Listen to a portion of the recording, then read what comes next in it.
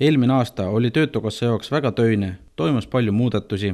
Kui vaadata Ida-Virumaa tööturgu, siis on näha, et oli päris palju koondamisi. Need suured koondamised on kindlasti üks asi, millega Töötukassa oli pidevas tegevuses ning see jätkub ka sellel aastal. Samuti on ka Töötukassa töökorraldused muutused läbi viinud ning nüüdseks teeb Töötukassa igapäevaselt koostööd ligi 500 ettevõttega. Esmakordselt on ka koostööd alustatud Viljandimaa tööandjatega, kus on tööjõupuudus. Eelmisel aastal tuli töövõime kaoga arvele 971 erivajadustega inimest ning rõõm on tõdeda, et 903 inimest aidati tööle läbi erinevate teenuste.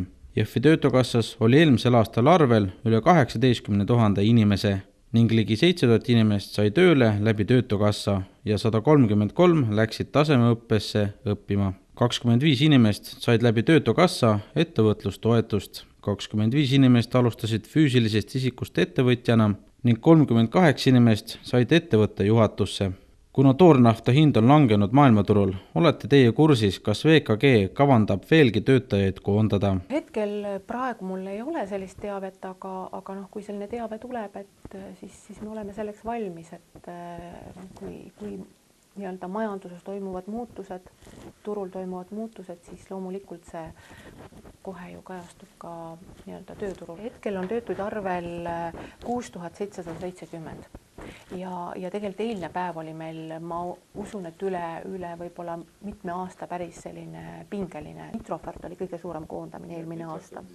Nitroferti inimesi meil täna on arvel 50. Kusagil pooled olid vanaduspensionärid, kes said oma koondamishüvitise ja ei tulnudki meile arvele.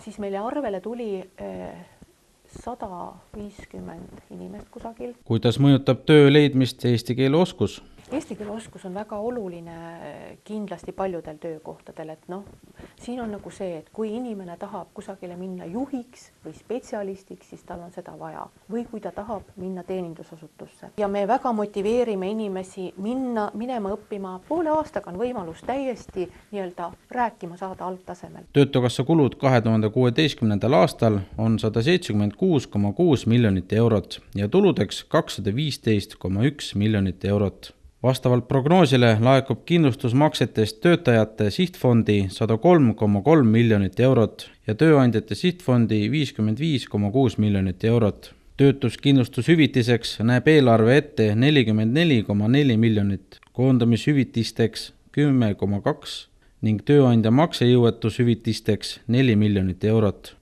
Hüvitistelt makstakse sotsiaalmaksu 10,5 miljonit eurot. Töötukassa tegevuskuludeks on eelarves 27,8 miljonit eurot.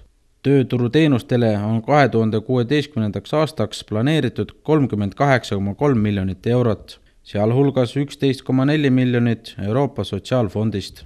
Kulud kindlustushüvitistele ja tööturuteenustele on kokku 148,8 miljonit eurot. Võrreldes eelmise aastaga kasvavad kulud hüvitistele ja teenustele 27,4 miljoni euro võrra.